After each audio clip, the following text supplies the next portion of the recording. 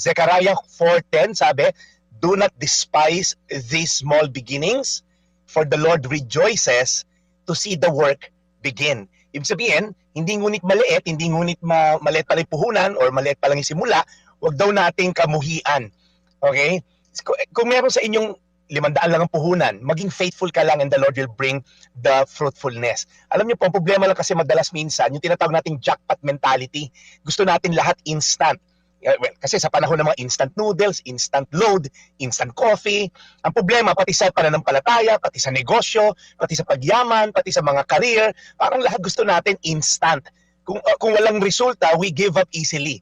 Dahil nasanay tayo dito sa mundo na to na lahat, pag ayaw mo, i-X mo lang, di ba? Sa may computer, pag ayaw mo, maraming options na available. Pero based po sa verse na binasa natin, number 1, God values small beginnings. Okay? Huwag maliitin po yung maliit na panimula. Ang piso kapag inipon araw-araw, lalaki po yan. Pagka yung maliit na binhi, pagka naging faithful ka lang alagaan yan, tinanggal mo yung mga damo, dinidiligan mo and all, eventually, yung natural course po niyan, magmumultiply yung binhi na yan, magiging palayan yan. Pangalawa po, faith grows through patience.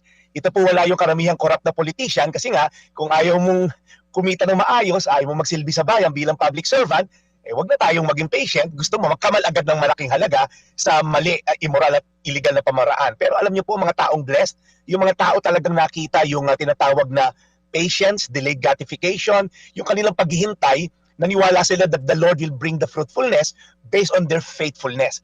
Ang goal po is not fruitfulness. Ang goal is faithfulness. And then the Lord will bring the fruitfulness. Okay? Kaya sabi sa Hebrews din, faith is the confidence we hope for of the things not seen.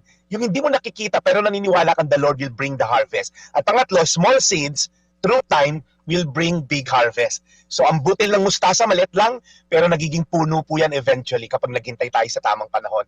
As I end, gusto lang po kayo encourage para maiwasan natin yung pagsisisi sa huli. Huwag mong madaliin. Yung investment po sa anak mo in parenting, invest mo sa pagde-date sa misis mo, through time, eventually you'll reap the harvest if we do not give up. So invest little, but be consistent and patient, and you'll gain the harvest eventually. Ulitin ko po, Zechariah 4:10, "Do not despise these small beginnings, for the Lord rejoices to see the work begin." Lord, maraming salamat dahil kami may enerhiya ngayong araw na to. Sa araw na umaga na to, bigyan mo po kami ng lakas to start whatever, Lord, yung task at hand namin. Ano mang errand meron kami ngayon, we just need to be faithful. And then the fruitfulness will follow. Whether role namin as a husband, as a father, as an employee, as a student, let's just be faithful, Lord God, and you will be faithful as well in bringing the harvest. In Jesus' name, Today's Amen. Reflection with Pastor Jeff Eliscopides.